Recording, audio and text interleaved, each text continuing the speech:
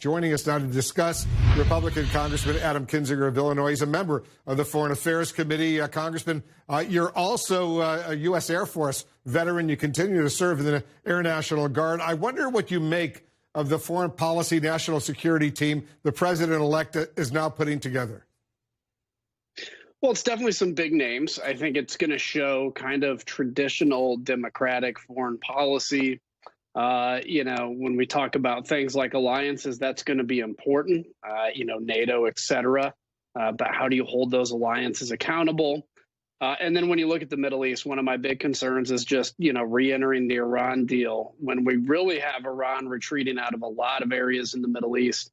But that said, I think, the president-elect obviously has a right to put his team together, and I'll give them all a fair shot. In my mind, everybody deserves a fresh start, and I will professionally oppose them when I need to and support them when I can. Yeah, well, that's encouraging to hear that. The formal transition process is now underway, as you know, Congressman, but the Trump administration can decide just how much it will work with the president-elect's incoming team. In terms of national security, how critical is it that this transition is as cooperative, as fulsome as possible?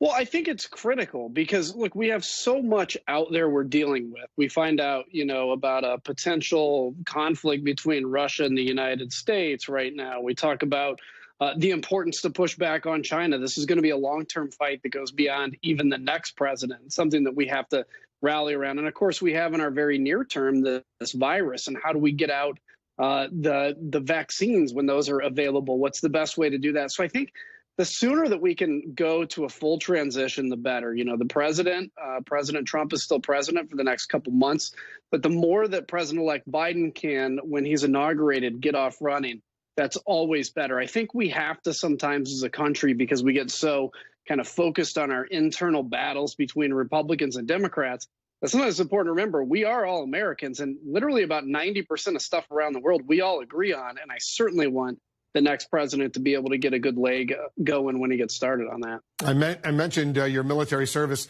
to our nation, Congressman. As you know, President Trump has announced plans to withdraw troops from both Iraq and Afghanistan, and to complete that withdrawal just 5 days before President-elect Biden takes off. As you and I spoke with Democratic Congressman Seth Moulton the other day, he's a Marine who served in both Iraq and Afghanistan. You both of you disagree with President Trump on this decision. How would you like to see the Biden administration respond to this move? Well, I do think it's important for the president-elect to come out and talk about what he's going to do. I mean, I think 2,500 troops is almost untenable. At that point, you're really just in a posture of protecting yourself.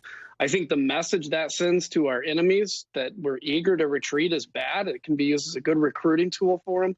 And so I do think at some point soon, the president-elect's going to have to come out and say, would he go back to where we're at now? Would he keep it at 2,500 or fully withdraw? And I think President Trump, has put him in a bad position because either way he decides, he's going to be making a definitive decision.